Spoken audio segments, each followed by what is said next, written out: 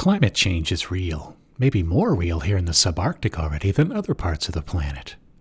It's the position of the National Park Service that humans can still take steps to reduce the impact of climate change, and that park visitors should be encouraged to support and make changes that can help protect these special places.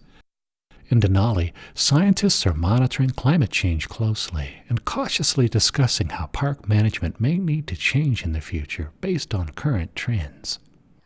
Here at Denali, we have a long-term climate monitoring program where we are recording weather conditions in a number of locations throughout the park, and we're doing this in order to identify long and short-term climate trends. We're particularly interested in long-term changes in the temperature and precipitation record because these are the main drivers of change in an ecosystem. When we're discussing long-term changes, it's really important to differentiate between weather and climate. Weather is what we experience on a daily basis. It's the temperature, highs and lows, the cloudiness, the amount of rainfall that we're experiencing on a day-to-day basis. And there's a lot of variability in weather. And climate is the average of all this weather, or the average temperature, the average amount of rainfall that we experience in a particular location over a long period of time, and usually this is a 30-year period.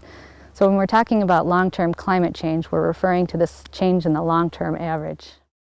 One of the things we see with climate is that the extremes are becoming more the norm. We're seeing snowpack develop later in the fall and often leaving sooner in the spring. And those snowpack dynamics are critical to the ecosystems in and around Denali.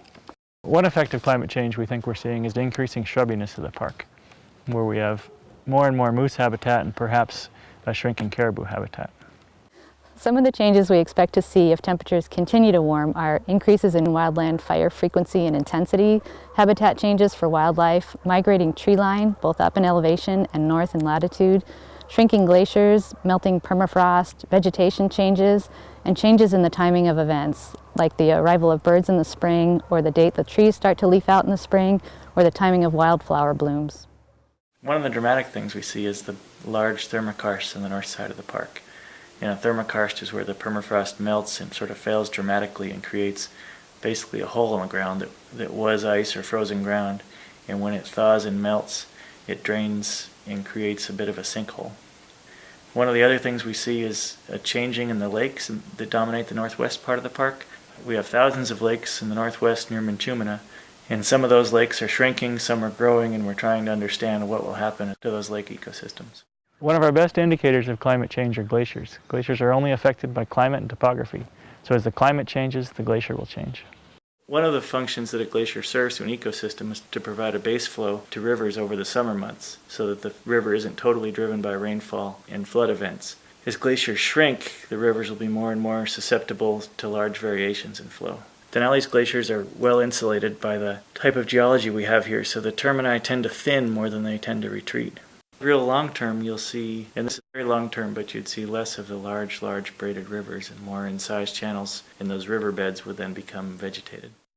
This is a snow-dominated landscape. We can expect to have snow on the ground 8 months out of the year.